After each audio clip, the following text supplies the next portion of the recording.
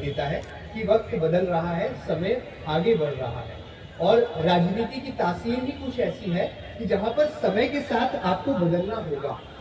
जनता भी बदल रही है तो राजनेताओं को भी बदलना होगा।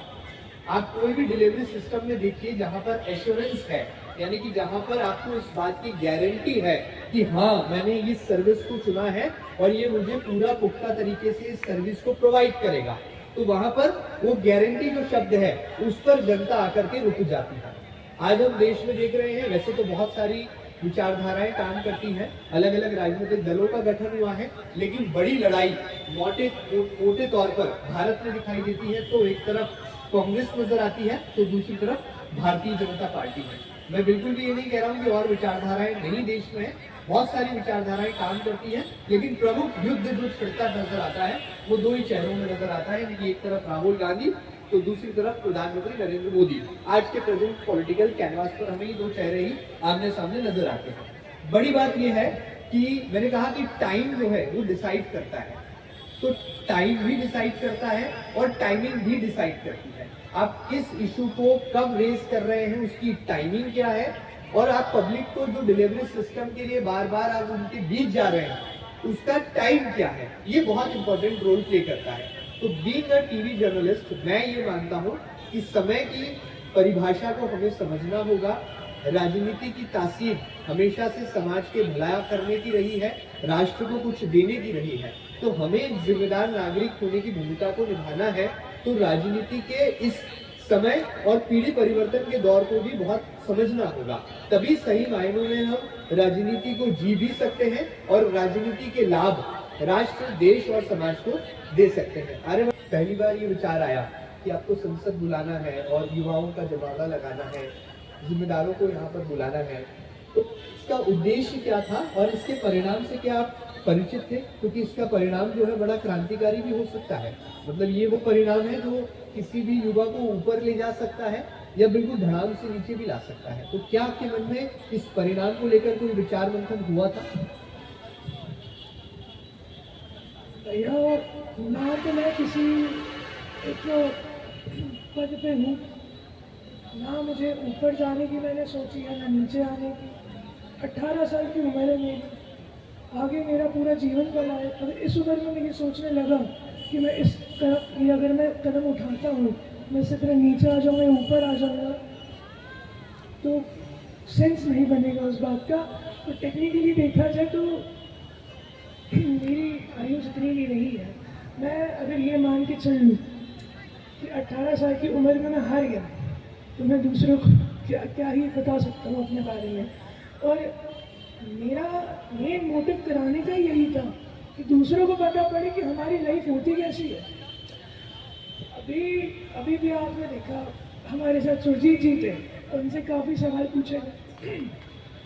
टेक्निकली देखा जाए पूछे तो उनकी पर्सनल लाइफ भी रहती, लेकिन उन्होंने उसका जवाब तो दिया ही दिया।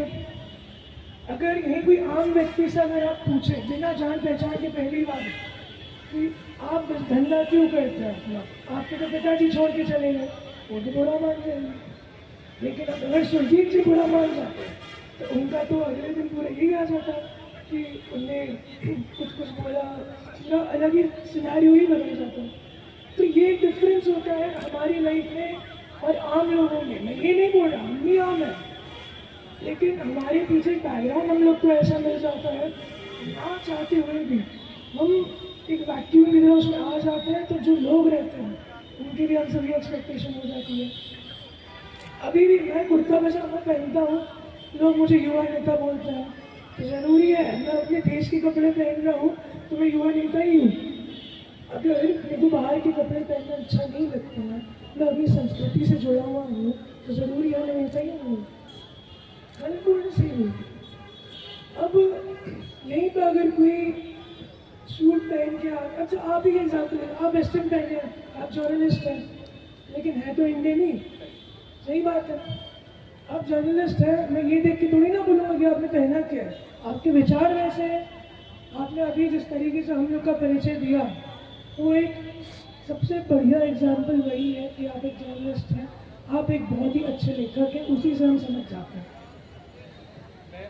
मैं अपनी बात को यहाँ पर खत्म करता हूँ। ये युवा है और इन्हें कहा कि मैं परिणाम की परवाह नहीं करता हूँ, यानी कि परिणाम क्या होगा, मुझे आगे ले जाएगा या मुझे पीछे छोड़ जाएगा, तो यही युवा होता है। और युवा के बीच में जो शक्ति है या उसके अंदर जो ऊर्जा का संचार होता है वो उसे युवा बनाता है और वो परिणाम की परवाह नहीं करता।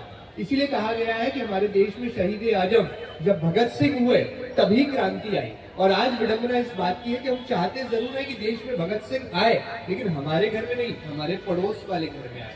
तो हमें इस विचार को बदलना होगा कि भगत सिंह हमारे ही घर से आए और क्रांति की शुरुआत सबसे पहले और प्राथमिक तौर पर हमारे अपने निवास यानी हमारे घर से हो। तो युवा यही है जो परिणाम की परवाह नहीं करता है, अपने नित नए कदम आगे बढ़ाता है और सकारात्मक नजरिए के साथ देश निर्माण की बात करता है। और शायद यही वजह है कि इंदौर जैसे बौद्धिक शहर में, जहां पर प्रबुद्ध नागरिक है, जहां पर बुद्धिजीवी वर्ग है, इंटेलेक्चुअल लोग यहाँ पर निवास करते हैं, वहां पर छात्र संसद बुलाकर थोड़े ही सही लेकिन इस ठंड के मौसम में गर्मी का एहसास और एक सार्थक बहस, एक सार्थक विचार मंथन करने का प्रयास किया जा रहा है। तो एक पत्रकार होने के नाते बहुत बहुत बधाई और बहुत बहुत साधुवाद आपको इतने सुंदर आयोजन के लिए। तो मुझे उम्मीद है कि आप सबकी जिज्ञासाओं को मैंने कुछ हद तक शांत करने की कोशिश की होगी। सवाल है, अगर सवाल पूछेंगे तो और आनंद भी आएगा।